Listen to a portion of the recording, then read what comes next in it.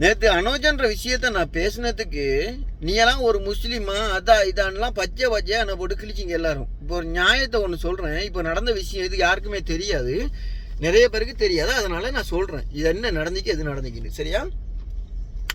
என்னை பச்சையா கிழிச்சிங்க, எனக்கு அது பிரச்சனை இல்லை. ஏன்னா நான் வந்து கொமெண்ட் போய் படிக்கலையே, கொஞ்சம் பேர் கொமெண்ட்டை படித்தா அப்புறம் பார்த்தேன் எல்லாமே அதான் தான் ஆகும். அதனால படிக்கலை, விட்டேன். ஏன்னா நான் சோத்துல உப்பு போட்டு திங்கிறேன், சீனி போட்டு திங்கிறேன். உப்பு போட்டு திண்டாலும் பேது. இப்போ என்னன்னு சொன்னா, அனோஜன் வந்து அந்த அப்படி ஒரு வார்த்தையை பேசுனது மிகப்பெரிய தப்பு. அது ஏன் பேசுனா அன்னையா யாருக்கு அது புரிஞ்சுதா?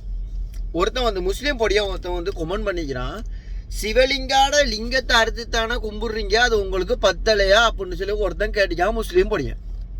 அவன் கேட்டது நியாயமா?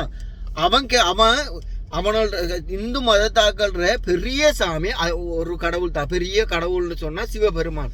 அந்த சிவபெருமான கேவலமா கழிச்சிக்காங்களே, அப்ப அது நியாயமா? அவனோட கடவுளை தப்பா பேசுனது நியாயமா? அவன் பேசுனதுக்கு தான் இவன் வந்து கொமெண்ட் அடிச்சிக்கான்.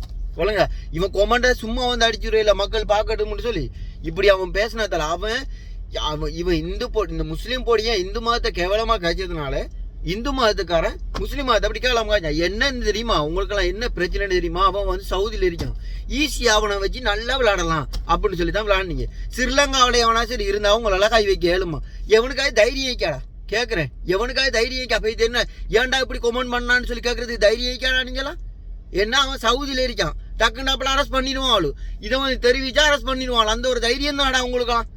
அவன் சும்மா கடந்தவனை போட்டு அரெஸ்ட் பண்ண வச்சு இன்னைக்கு அவன் ஜெயிலுக்கு அவனோட குடும்பம் என்ன பாடுபடும் கொஞ்சமா யோசிங்களா?